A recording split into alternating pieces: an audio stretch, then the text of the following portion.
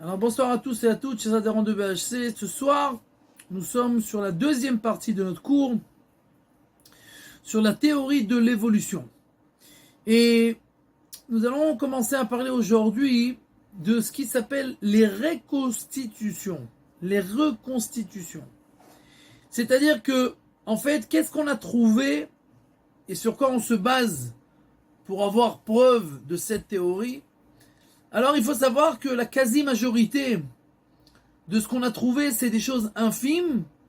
Et à partir de là, l'imagination de celui qui reconstitue, qui peut s'appeler un scientifique, bien que ça n'a rien à voir avec la science, puisque c'est en fait une histoire d'imagination, c'est pas une science exacte. Et la preuve, c'est que dans les reconstitutions, on peut arriver à tout ce qu'on veut. Commençons par le commencement. Lucie. Comme on a parlé la semaine dernière, ce que vous voyez ici, c'est le squelette le plus complet qu'on a trouvé jusqu'à aujourd'hui d'un homme préhistorique, une femme préhistorique, Lucie. Des millions et des millions d'années. Comme vous pouvez le voir, il n'y a pratiquement rien de ce squelette, c'est-à-dire des petits morceaux de crâne et des petits morceaux d'os. Et maintenant, bien entendu, si on ouvre les livres de science et qu'on cherche des reconstitutions de cette Lucie-là, alors on verra toutes sortes de reconstitutions dans tous les musées du monde. Cette femme apparaît, reconstituée. Alors la seule chose qui est la même chose dans toutes les reconstitutions, c'est qu'elle a des poils. Elle ressemble un peu à un singe. À part ça, la tête n'a pas du tout la même forme, le corps n'a pas la même forme, etc., etc. Pour la simple et bonne raison que on ne peut strictement rien savoir par rapport à ces morceaux de crâne. Donc, à chaque fois, en fait, je ne peux pas vous montrer, j'ai pas pu imprimer toutes ce qu'on a trouvé, mais la quasi-majorité de ce qu'on a trouvé, ce sont des petits morceaux d'ossements, et après, une infinité de reconstitutions, avec une partie qui ressemble à des singes, une partie que, sur ces mêmes reconstitutions, ressemble à des hommes de notre génération. Donc, il n'y a strictement aucune possibilité de vraiment savoir ce qu'était cette personne. Des fois, j'ai des exemples dans l'ordinateur où on voit une dent. Et par rapport à une dent, on a une reconstitution d'un homme entier. Alors, bien entendu, on fait ça par rapport à toutes sortes de fils conducteurs, etc. Mais, donc, il n'y a strictement rien que l'on peut véritablement prouver. Et alors, en fait, ce qu'on a cherché dans toutes les générations, c'était le chaînon manquant. C'est-à-dire qu'on a toutes sortes d'êtres vivants, d'accord? Et on a des êtres simples qui sont devenus des êtres compliqués et complexes. Et il y a à peu près 60 ans, 70 ans de ça, on a finalement trouvé ce chaînon manquant, et c'est ce qui s'appelle l'Archéopétrix. L'Archéopétrix, c'est un oiseau reptile. C'est-à-dire qu'on a trouvé un fossile dans la pierre de quelque chose qui, d'un côté, a des particularités d'un oiseau, et de l'autre côté, des particularités d'un reptile. Et donc, cet Archéopétrix, il a été reconstitué, et donc, on a un mini dinosaure qui ressemble à moitié à un reptile et à moitié à un oiseau, et pendant des années, on était content. Au final, on a trouvé cet Archéopétrix, mais ce qu'il faut savoir, c'est que à peu près 10 ans après ou 15 ans après, on a trouvé en Afrique ce même Archéopétrix, c'est-à-dire avec le même squelette exactement qui était dans ce fossile-là dans la pierre, qui est encore vivant aujourd'hui, qui ne semble strictement à rien à ce que l'on a trouvé de tout ce qui a été reconstitué. La seule chose que dans toutes les reconstitutions apparaissait, c'était la queue avec des poils qui était une certaine forme, comme ça, une grande queue avec des plumes, pardon. Et donc ça, dans toutes les reconstitutions, ça apparaissait, mais ça ressemblait à un mini dinosaure qui était moitié reptile, moitié oiseau. Et aujourd'hui, qu'on a retrouvé ce même Archéopétrix avec le même squelette exactement qui est dans la pierre, mais qui n'est seulement qu'un oiseau avec aucune particularité de reptile. Et donc, encore une fois, le chaînon manquant, on ne l'a pas trouvé. Et depuis, alors, on essaye encore de trouver. Bien entendu, on est arrivé à ce qui s'appelle les dinosaures. Et les dinosaures, alors là, dans tous les livres d'histoire, dans tous les parcs aux États-Unis et dans le monde, on a ce qui s'appelle Jurassic Park, d'accord? Et on nous montre partout ce genre de squelette qu'on aurait trouvé, d'accord? Et on nous dit, bien entendu, ça, c'est-à-dire un dinosaure. Et comme ça, on a des familles entières de dinosaures qui ont été reconstituées avec des squelettes et des reconstitutions. Avec des formes, bien entendu, dinosauriques, je ne sais pas comment on dit ça. Et donc voilà, une preuve irréfutable qu'il y avait des animaux énormes, etc., etc. Alors, il faut savoir que il n'y a strictement au monde aucun squelette qui ressemble à ça qui a été trouvé. Ça n'existe pas. Il y a des morceaux d'eau de telle ou telle grandeur. Et alors après, encore une fois, l'imagination, c'est ce qui nous reste pour essayer de reconstituer ce qu'on a trouvé, des morceaux et des ossements par-ci et par-là. Et après cela, on laisse l'imaginaire valser et on invente ce qu'on veut et on peut redessiner et réinventer ce que l'on veut complètement. Maintenant, il semblerait qu'il y ait eu des animaux énormes, en tout cas plus grands que ce qu'on a aujourd'hui. La Torah d'ailleurs en parle. Vaïvra Elokim et Ataninim Agdolim, dans Sefer Bereshit, il est écrit que Dieu a créé les bêtes énormes, d'accord? Et ce qui est intéressant, c'est de savoir où ont disparu les dinosaures. Puisqu'aujourd'hui, on n'a plus de dinosaures. Donc, on a besoin d'une théorie pour comprendre où ont disparu tous les dinosaures. En un seul coup. Si on parle d'une évolution, alors rien n'est en un seul coup. Tout est par étapes et par petites étapes. Et par étapes qui sont minimes à chaque fois. Et donc, ces dinosaures auraient dû évoluer, continuer à évoluer, etc., etc.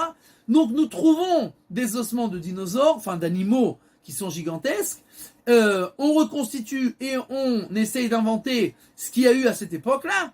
Mais, on a une question. Où ont disparu tous les dinosaures? Et alors, on a une infinité de théories qui ont été inventées, puisqu'on ne pourra jamais savoir ce qui s'est passé, mais une infinité de théories qui ont été inventées pour expliquer la disparition des dinosaures. Et la théorie qui a été reconnue jusqu'à aujourd'hui, c'est-à-dire que c'est l'explication par excellence, c'est qu'en fait, ce qui s'est passé, il y a un météorite qui est tombé du ciel. Quand ce météorite est tombé du ciel, il a frappé le globe terrestre d'une manière terrible. C'était comme une bombe, une gigabombe atomique, d'accord, qui a frappé le globe terrestre. Le globe terrestre, en fait, s'est secoué complètement. Et il y a de la poussière qui est montée sur des kilomètres de hauteur et qui, en fait, qui a étouffé tous les êtres vivants qui étaient sur le globe terrestre en une seule fois. Alors ça, c'est l'explication. Ok. C'est intéressant. Mais un météore de cette taille, c'est pas un caillou. C'est pas un silex. D'accord? C'est pas un coquillage. C'est une planète qui s'est abattue sur le globe terrestre pour le faire bondir et faire monter la poussière jusqu'au ciel. Alors, on a cherché ce météore. Et on est arrivé au cratère du Mexique. On a un cratère énorme, dizaines de kilomètres. Et voilà, donc nous avons la preuve irréfutable comment ont disparu les dinosaures. Bien sûr, vous pouvez poser la question, mais d'où tu sais que c'est un météore? On ne peut pas savoir. Mais on a un cratère. Et comme on a une théorie, alors on a dit que le cratère c'est le météore. Et donc, automatiquement, si ce cratère c'est le météore, donc on a l'explication irréfutable, bien entendu. Et il faut savoir que la quasi-majorité des preuves sur la théorie de l'évolution sont à peu près de ce genre-là. C'est-à-dire qu'on a décidé ce qu'on veut trouver, et après, on colle à cette preuve tout ce qu'on trouve. Et on te dit, voilà, c'est ça. D'où tu sais? Est-ce que tu peux prouver ça?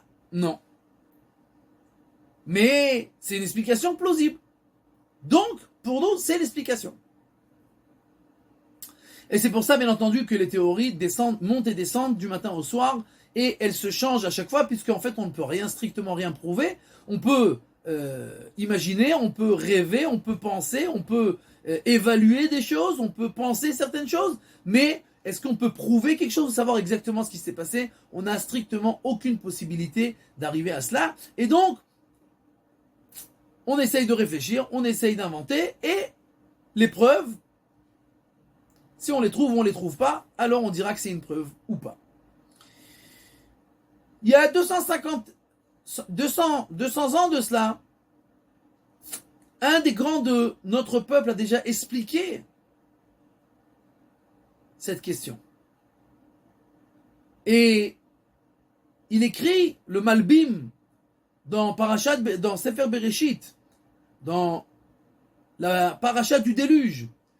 Au 7e chapitre de la Torah, le Malbim explique que il pose la question où ont disparu les Taninim Magdolim, les grands animaux que la Torah nous décrit qui ont été créés à la création du monde. Le Malbim écrit que en fait ce qui s'est passé, parce qu'il faut comprendre, on prend quelqu'un qui est décédé il y a 100 ans de cela, il reste pratiquement plus rien. Même les ossements aussi, ils s'évaporent après des années. Donc il reste pratiquement plus rien. Donc la question c'est de savoir comment ces ossements ont été gardés. Alors le Malbim explique tout simplement, il écrit que pendant le déluge, le monde entier en une fois a été effacé. Or il est écrit que Dieu a fait de l'eau bouillante qui en fait a rentré les êtres qui étaient sur la terre dans les profondeurs de la terre et ils ont été ensevelis dans la boue. Or la boue, c'est un peu comme ce qu'on faisait les momies. La boue, elle conserve. Donc en fait, cette boue-là qui était bouillante et qui s'était accrochée à tous ces êtres-là qui ont été ensevelis en une seule fois, par le déluge, le monde entier. Alors tous ces êtres ont disparu, à part les animaux que Noach avait fait rentrer dans l'arche. Et le Malbim explique que ces êtres énormes, ils ne pouvaient pas rentrer dans l'arche. Donc, seuls les êtres qui sont rentrés dans l'arche ont continué à subsister après le déluge.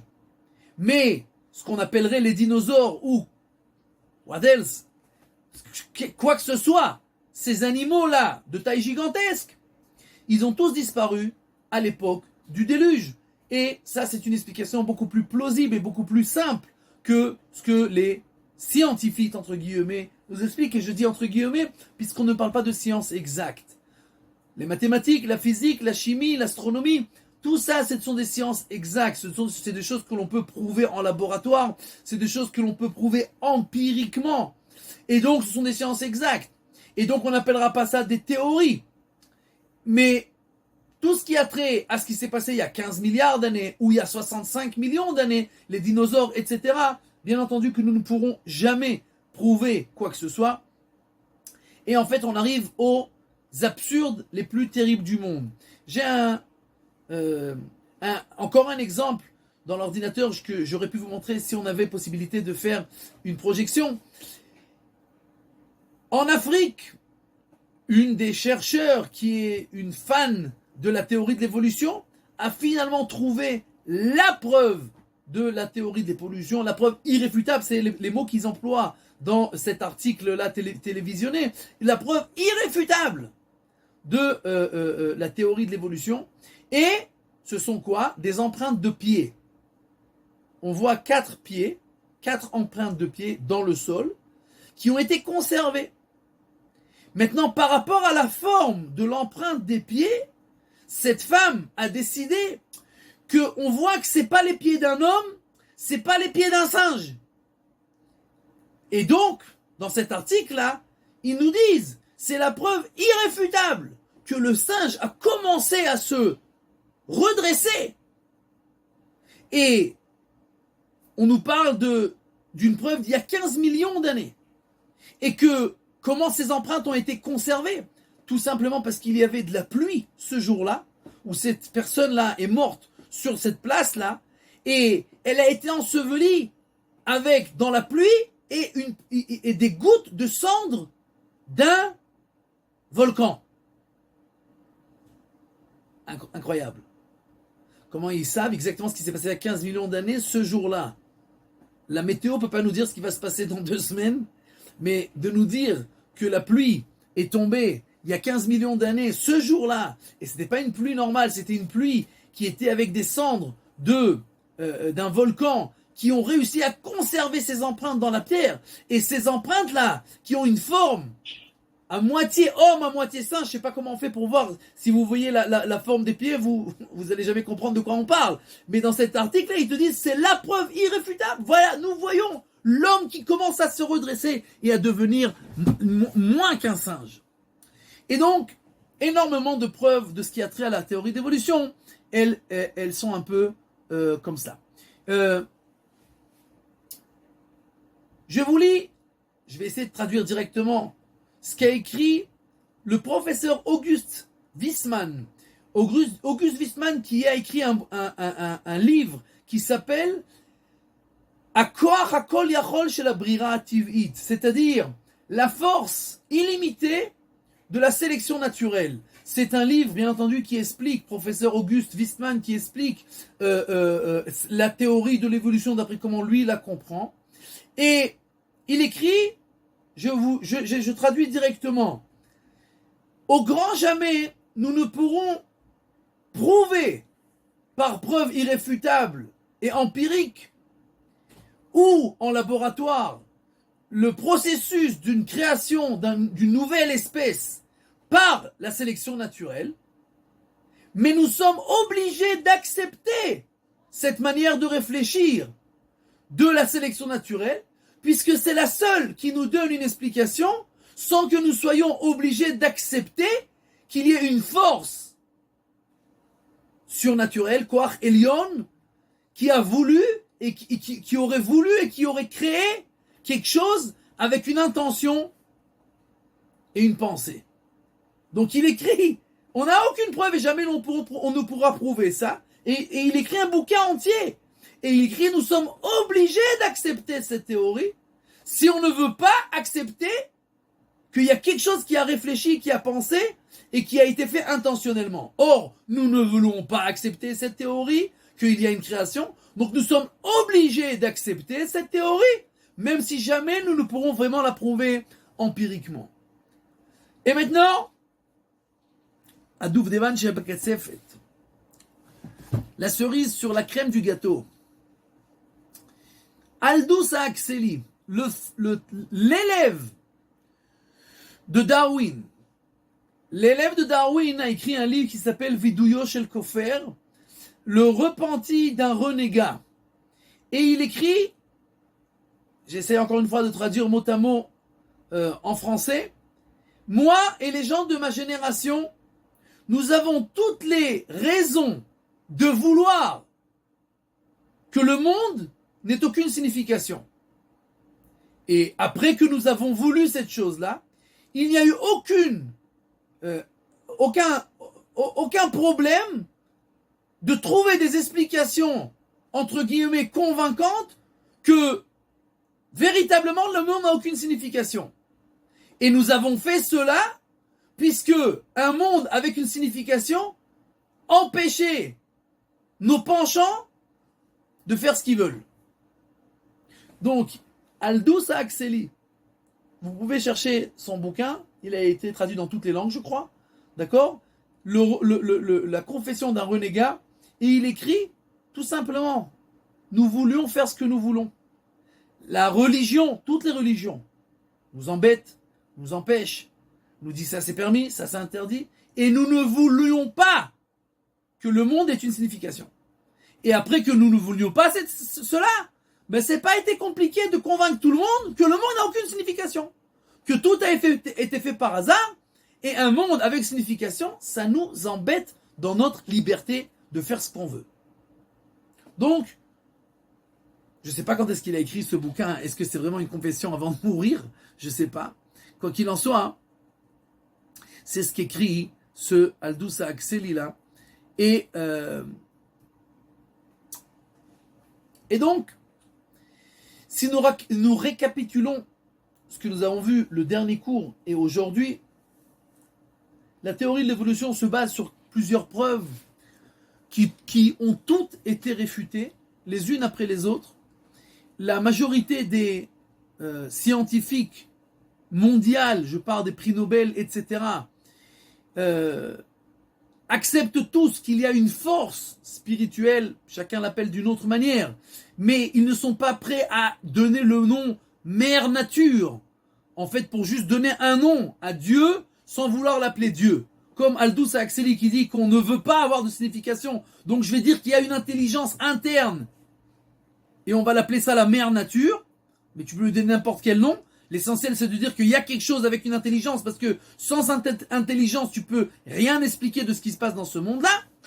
Et donc, la majorité des scientifiques préfèrent dire, non, écoute, il n'y a rien qui s'appelle la mère nature, parce que tu l'appelles la mère nature comme tu l'appellerais Dieu, c'est exactement la même chose.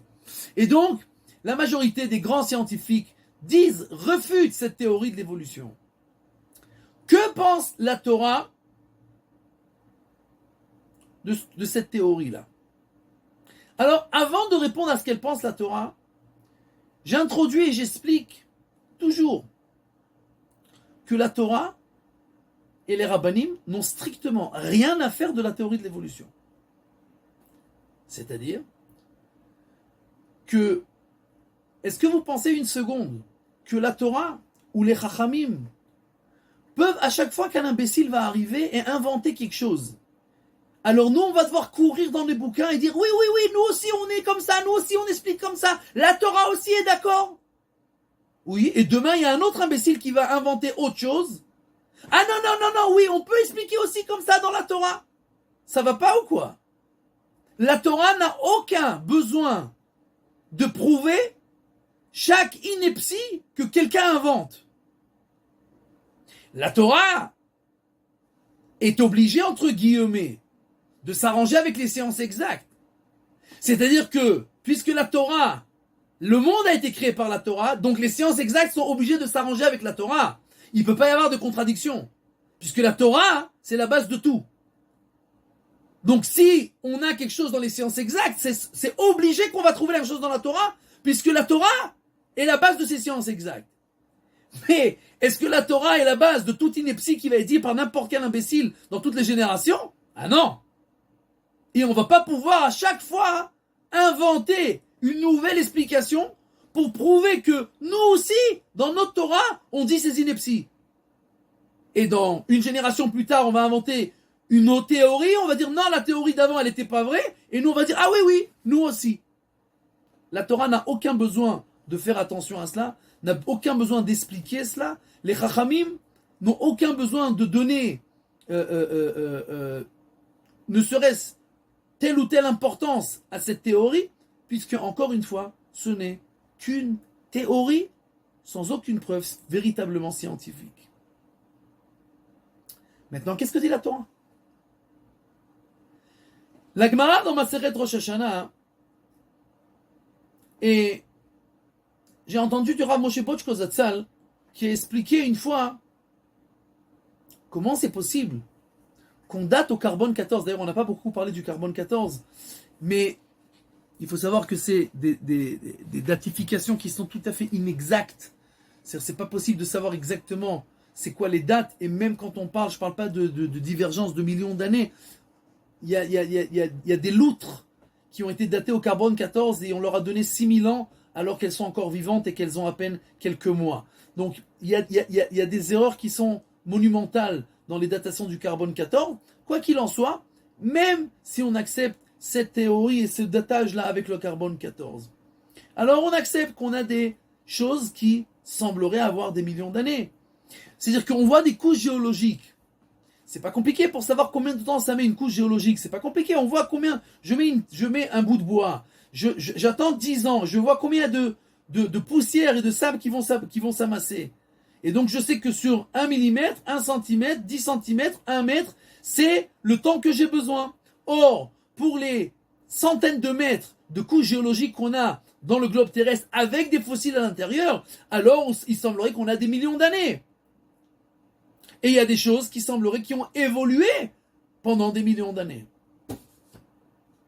Le Rav Moshe Bochko disait tout simplement, c'est pas compliqué. La Gemara dans Masechet Rosh Hashanah nous dit que le monde entier a été créé Betzivionam ou Bekomatam. Adam Arishon, Adam, le premier homme, à quel âge il avait quand il est né? Il avait 0. Donc il ressemblait à quoi? Un embryon? Ou à un nouveau-né? Ou à quoi? Une cellule? À quoi il ressemblait? Le Midrash nous dit que Kebin Rega Aya ou Keben Esrim Aya Nira.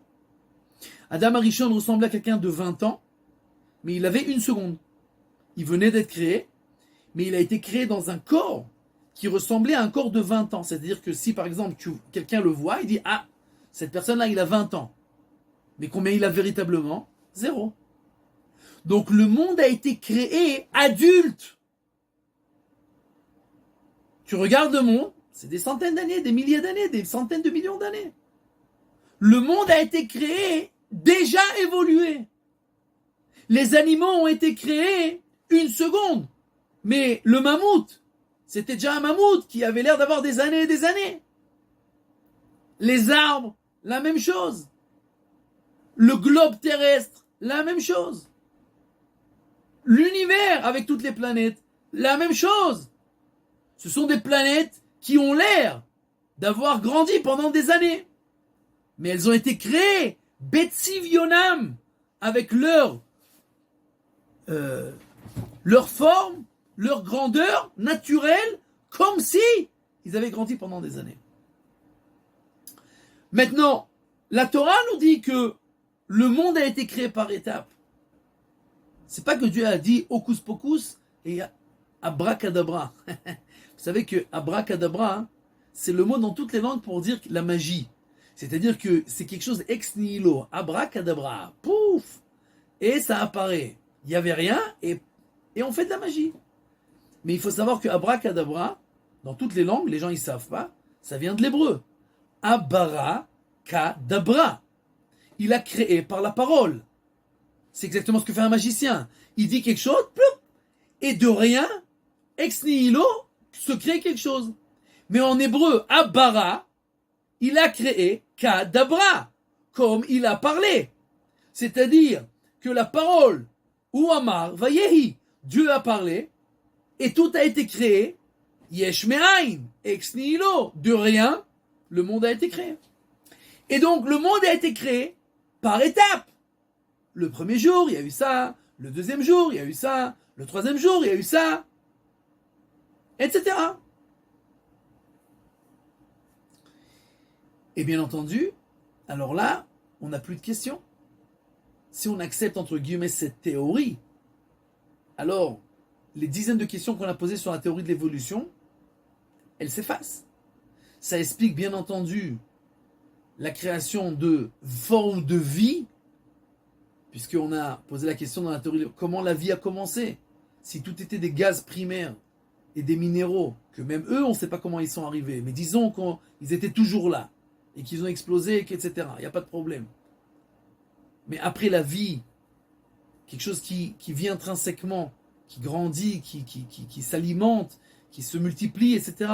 Comment ça a commencé? On n'a aucune explication à ça. Même par erreur, par hasard. Bien entendu, si on parle de créateur, alors bien entendu, comme il a créé les minéraux et les cellules, etc., il a aussi insufflé un souffle de vie. Puisque les deux, c'est lui qui les a créés, il n'y a aucun problème. Et bien entendu, ça explique pourquoi on n'a pas trouvé les chaînons manquants. Puisqu'il n'y a pas de chaînons manquants. Il y a des singes, il y a des hommes, il y a des poules, il y a des poissons, et il n'y a pas de chaînon au milieu. Chacun a été créé comme il est. Et donc, bien entendu, il n'y a pas de problème qu'on ait des fossiles de telle ou telle espèce sans d'intermédiaire. Puisque tout simplement, il n'y a pas eu d'intermédiaire. Et bien entendu, ça explique encore la complexité de tous les organismes, que bien entendu d'un point de vue de la théorie de l'évolution, on a déjà expliqué que pour faire une enzyme qui a trait à la vie, on a 10 à la puissance 40, c'est-à-dire un chiffre 15 milliards d'années, ça suffit même pas pour faire le début de cette enzyme. Une protéine qui a trait à la vie, une. Je ne parle pas de l'infini de protéines qu'on a dans notre corps. 15 milliards d'années, ça ne suffit pas pour commencer à rêver à cette protéine. Et bien entendu, si Dieu, qui est tout puissant et qui peut tout, a créé, alors bien entendu qu'on comprend la complexité de tous les organismes du monde entier, de chaque fleur, de chaque brin. Aujourd'hui, on a lu dans Aléchour que tu vois, tu prends une abeille. C'est quoi une abeille? Quelques millimètres. C'est une usine. Une abeille, c'est une usine. Tu prends la machine la plus compliquée que l'homme a réussi à créer avec toute la technologie actuelle et tous les Einstein et tous les plus géants de l'intellect humain, ça n'approche pas l'estomac d'une abeille qui arrive à transformer le pollen en miel. C'est une usine, une industrie, dans quelques millimètres. Qui c'est qui peut faire une chose pareille? Et on parle d'une abeille comme d'une mouche, comme d'une fourmi, et je ne parle pas de l'être humain, bien entendu, qui est infiniment plus compliqué. Et donc, bien que nous avons trouvé certains contemporains ou dans la génération précédente qui ont essayé de donner telle ou telle explication à la théorie de l'évolution, mais comme on l'a expliqué, au final, c'était que un essai de montrer que, ok, on peut aussi s'arranger, mais il n'y a aucun besoin de cela. Aucun besoin de cela. Maintenant, si on veut aller plus loin, alors les dinosaures, le Malbim a déjà expliqué. Qu'est-ce que c'était ces dinosaures? Ces ossements, parce que les dinosaures on ne sait pas, mais ces ossements qu'on a trouvés. Et si on veut expliquer la ressemblance qu'il y a entre l'homme et le singe, c'est vrai que l'homme ressemble au singe. Alors on pourrait penser, effectivement, si on réfléchit, on essaie de trouver une théorie, qu'il y a une corrélation entre cet homme et ce singe-là. Alors, on ouvre le Shulchan Aruch, et dans le chapitre 228, paragraphe 8, le Shulchan Aruch écrit la chose suivante. Quelqu'un qui voit un éléphant ou un singe doit faire une bracha. Quelqu'un qui voit un éléphant ou un singe doit faire une bracha. C'est quoi la bracha? Elokeinu melech haolam meshane habriot. Ça veut dire quoi meshane habriot? Qui a transformé les créatures. Alors,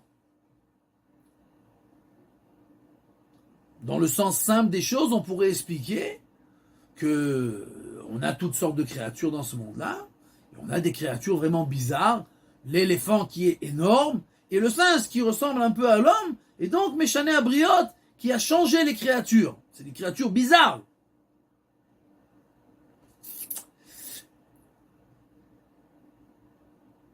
Le Melechet Shlomo dans Masechet Kilaim écrit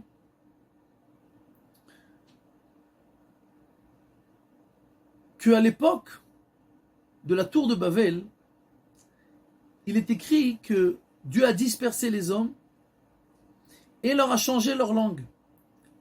Babel, Balal, il a mélangé toutes les langues. Donc il y avait à cette époque-là que l'hébreu, la Shona Kodesh, et à partir de ce moment-là, les gens ont été dispersés et ils ont eu toutes sortes de langues. À part ces langues-là, il est écrit que Dieu a transformé une partie de ces êtres humains en éléphants et en singes. Donc en fait, c'est pas l'homme qui ressemble au singe, c'est le singe qui ressemble à l'homme. Le singe n'était pas avant l'homme, et l'homme a découlé du singe. L'homme était avant le singe, et l'homme, le singe, il a été une déformation de l'homme, pas l'homme, une évolution du singe. Le singe, une déformation de l'homme. Et maintenant, je vous lis Wikipédia. Cherchez Wikipédia, éléphant.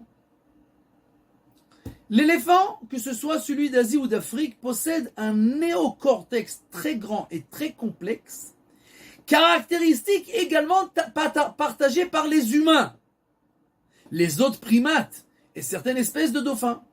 De tous les animaux terrestres, les éléphants ont le plus important volume de cortex cérébral disponible.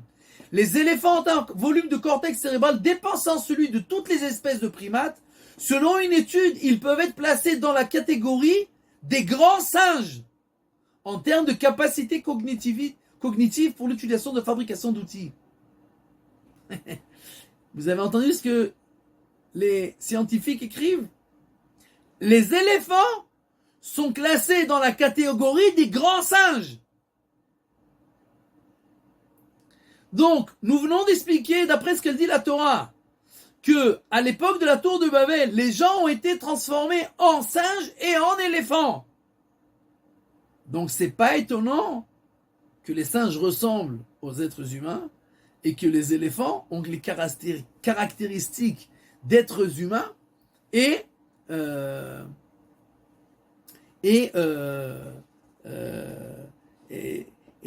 qui sont dans les familles des grands singes. Puisque, encore une fois, c'est la même famille et véritablement la famille de l'homme. Mais encore une fois, pas l'homme qui a évolué, le singe qui a été déformé.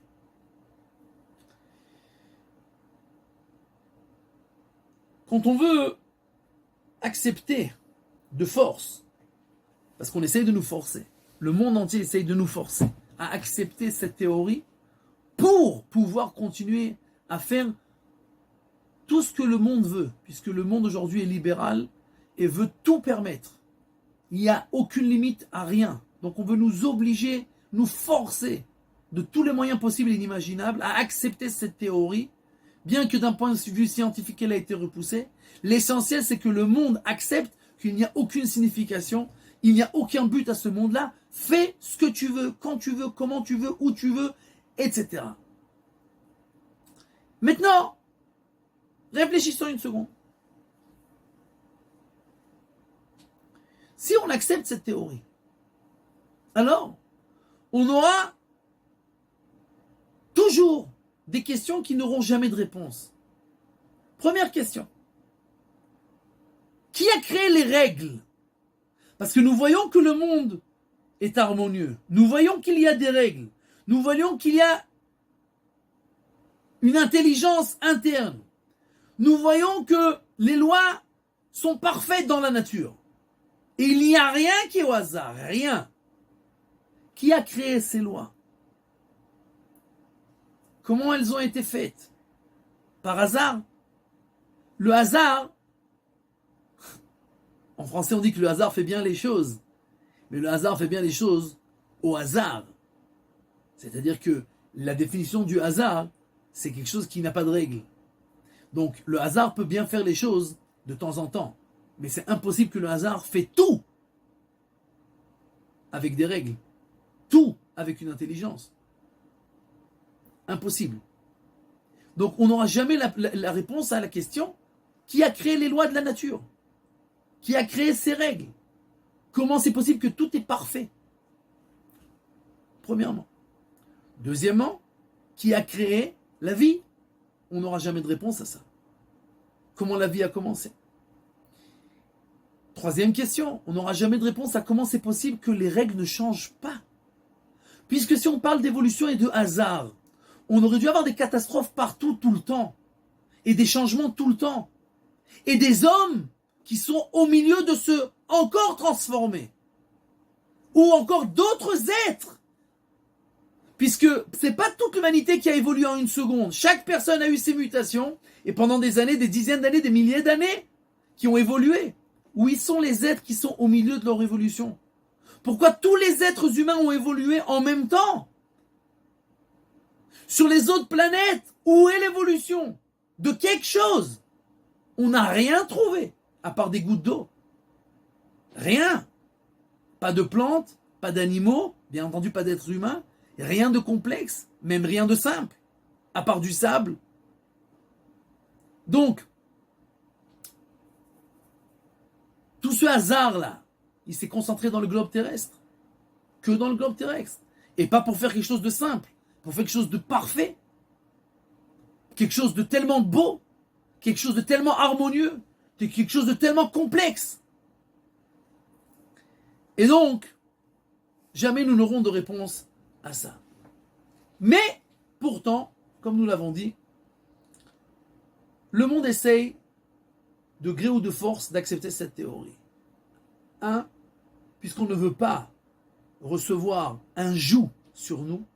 Or, la religion, quelle qu'elle soit, est un joug qui me dit quoi faire et quoi ne pas faire. Qu'est-ce qui est appelé moral et qu'est-ce qui est immoral. Or, aujourd'hui, il n'y a plus de limite à la morale. Et deuxièmement, parce que ça voudrait dire que l'homme ne peut pas tout faire et tout savoir et tout expliquer. C'est-à-dire quelque chose qui est au-dessus de l'homme. Et aujourd'hui, l'homme est orgueilleux. Puisque la science a évolué, Baruch Hashem, que la science a évolué, la technologie a évolué. Mais à cause de cela, l'humanité dans son entité est devenue très orgueilleuse. On peut tout expliquer, on peut tout savoir, on peut tout comprendre. Et il n'y a rien qui est au-delà de notre compréhension. Ce que je ne vois pas, je ne crois pas. Or, comme Dieu, c'est quelque chose bien entendu qu'on ne voit pas. Donc, automatiquement, on ne croit pas. On n'accepte pas ça. Et on préfère accepter une théorie avec 1 millier de questions, avec des centaines de trous qui n'auront pas de réponse, et l'essentiel de ne pas dire que moi, j'ai pas d'explication. Le professeur Auguste Wiesmann préférera dire qu'on est obligé d'accepter cette explication qui n'est qu'une théorie, puisque nous ne pouvons pas accepter le fait qu'il y ait un créateur. Nous ne pouvons pas, nous ne voulons pas. D'accord ? Et donc, c'est très important de se rappeler de ces règles-là. La Torah n'a pas besoin de donner son avis à chaque théorie, chaque phrase qui est jetée par quelqu'un sans aucune preuve, sans aucune preuve irréfutable, et pas les preuves irréfutables dans le genre desquelles on a parlé. Et j'ai encore, malheureusement, des dizaines et des dizaines d'articles d'articles filmés que l'on voit, les scientifiques qui expliquent exactement qu'est-ce qu'on sait et plus exactement qu'est-ce qu'on ne sait pas, et que en fait tout c'est quelque chose qu'on est obligé d'accepter, que nous croyons que c'est comme ça. Nous n'avons pas de preuves, mais nous pensons que c'est la seule explication qui peut nous donner une continuité dans cette théorie. Et donc, c'est vrai, la Torah est un joug, mais celui qui la vit véritablement de manière pleine, Pikoudé Hashem et Sharim Messam Chelev. Il est écrit que les lois de Dieu sont des lois qui donnent la joie et la satisfaction. On voit beaucoup de gens qui sont religieux qui ne sont pas joyeux. C'est vrai. Parce qu'ils ne sont pas droits. Il y a écrit Pikoudé Hashem et Sharim Messam Chelev. Si les lois de Dieu, tu les fais d'une manière droite, les lois de Dieu, tu les fais d'une manière droite, alors ils rendent la personne joyeuse. Malheureusement, aujourd'hui, beaucoup de gens étudient, ne savent pas comment étudier, avec qui étudier, de quelle manière étudier, comment ingurgiter, entre guillemets, la Torah. Et donc, ils vivent mal ce qu'ils étudient. Mais celui qui étudie la Torah véritablement en profondeur, jamais il ne pourra pas être quelqu'un qui n'est pas heureux. Et nous voyons, en Israël, Baruch Hashem, énormément de gens qui étudient et qui sont les gens les plus heureux du monde. Quand tu parles aux gens dans la rue aujourd'hui, ceux qui ne sont pas dans le monde à la Torah, malheureusement, 70% des gens passent au moins une fois dans leur vie une dépression. 30% de la population mondiale, une dépression clinique au moins une fois dans leur vie. Des choses que nous ne connaissons pas ça dans nos milieux. Bien entendu que ça existe, mais ce n'est pas du tout dans les mêmes chiffres. Puisque la Torah véritablement donne la satisfaction et la plénitude et la véritable joie. Si on la fait d'une manière droite. Donc, c'est vrai que nous recevons un joug. Mais ce joug-là, il est là pour nous donner les limites. puisque Dieu a créé ce monde-là. Si moi je crois que j'explique tout et que je veux faire ce que je veux, alors j'expliquerai tout en fait d'une manière que je puisse continuer à faire ce que je veux. Mais si Dieu qui a créé ce monde, Dieu te dit écoute, si tu veux vraiment prendre plaisir de ce monde-là, alors je te dis ça ne fait pas ça et ça ne fait ça. Ça c'est les limites dans lesquelles tu pourras véritablement avoir du plaisir jusqu'au bout, sans te faire du mal, sans détruire le monde autour de toi, en faisant en sorte que toutes les créatures de ce monde-là peuvent avoir leur place et être pleinement satisfaits de leur vie. Alors, la Torah, elle donne la place à tout. Bien entendu, il y a quelques limites, mais ce sont des limites qui sont là pour le bien de l'homme, et ce sont les seules limites qui pourront le rendre véritablement heureux. Tov, question.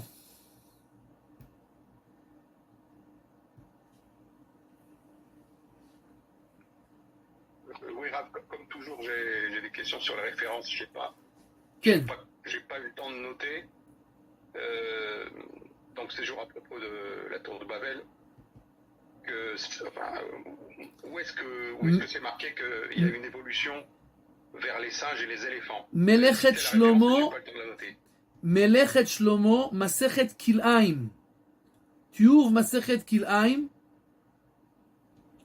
Oui, ça c'est une masserette de Mishnah, oui. Voilà, et dans un des commentateurs qui s'appelle là-bas Melechet Shlomo, Ok. alors là-bas, il écrit ça et il ramène encore d'autres commentateurs. Et la Mishnah, enfin en deux mots, c'est... Perek Vav, Perek Red Mishnah Vav. Merci. Okay. Et la source dans la Gemara, c'est Masechet Sanhedrin, page 109. La Gemara, elle dit là-bas que Dora Palaga ont été changés en singes. Oui, ça je la connaissais là, oui.